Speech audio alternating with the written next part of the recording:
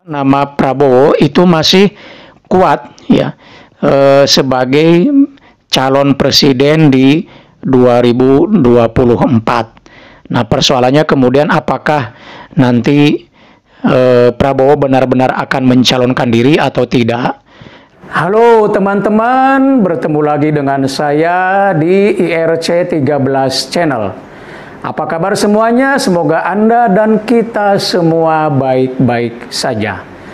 Sebagai salah satu new public sphere atau ruang publik baru, channel ini mengundang teman-teman untuk mendiskusikan beragam isu, mulai dari isu politik dan sebagainya. Jadi, mari bergabung bersama saya di channel ini.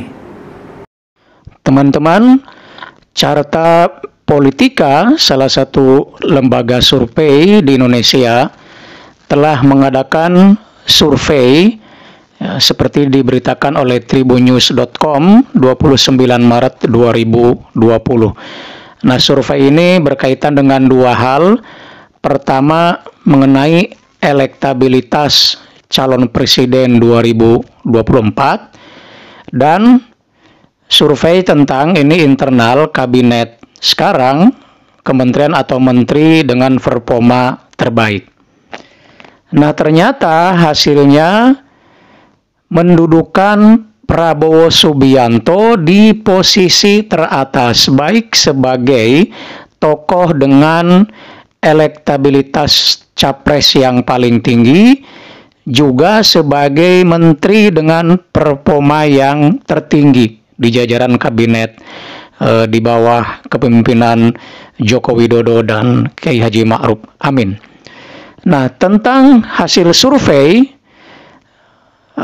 hasil menunjukkan bahwa elektabilitas Prabowo itu berada di 19,3%, disusul kemudian Anies Baswedan 15,3%, Ganjar Pranowo 10,8%, Sandiaga Uno 7,3%,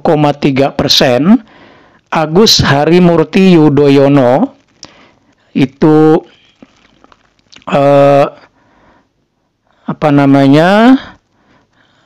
atau AHY ya, Agus Harimurti Yudhoyono atau AHY itu 6,8%. Kemudian yang berikutnya Ridwan Kamil 5,3%, Tri Risma Harini 4,7%, Basuki Cahayapurnama 3,1%, Mahfud MD 2,4%. Sebetulnya masih ada banyak lagi, cuma saya sebutkan 10 besar saja. Ya. Dan kalaupun misalnya para tokoh ini disimulasikan menjadi 7 nama saja, ternyata tetap menempatkan Prabowo di urutan pertama. Misalnya saya bacakan ya, 7 nama capres. Prabowo Subianto dengan 21,5%, Anies Baswedan dengan 17,5%, Ganjar Pranowo 14,6%, Sandiaga Uno 10,1%, kemudian Ridwan Kamil 7,9%, AHY 7,6%, Trisma Harini 7%. Nah, ini menunjukkan betapa Pak Prabowo itu punya posisi paling kuat di antara para tokoh-tokoh yang disurvei ya, berkaitan dengan calon presiden di 2024. Ya. Nah, adapun untuk Menteri KIB, Prabowo seperti dibilang juga adalah menempati urutan pertama di antara semua menteri di KIB dengan 16,8% ya. Disusul kemudian Erick Thohir 14,3%, Mahfud MD 9,6%, Nadiem Makarim 7,1%, Sri Mulyani Indrawati 5,3%, Retno Lestari Marsudi 2,3%, dan seterusnya.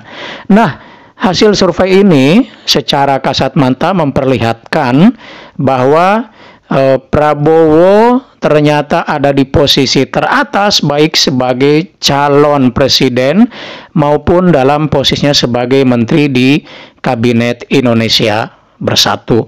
Nah, survei sendiri digelar dari tanggal 20 sampai 27 Februari 2020 dengan 1.200 responden di seluruh wilayah Indonesia melalui wawancara tatap muka. Sebenarnya ini akan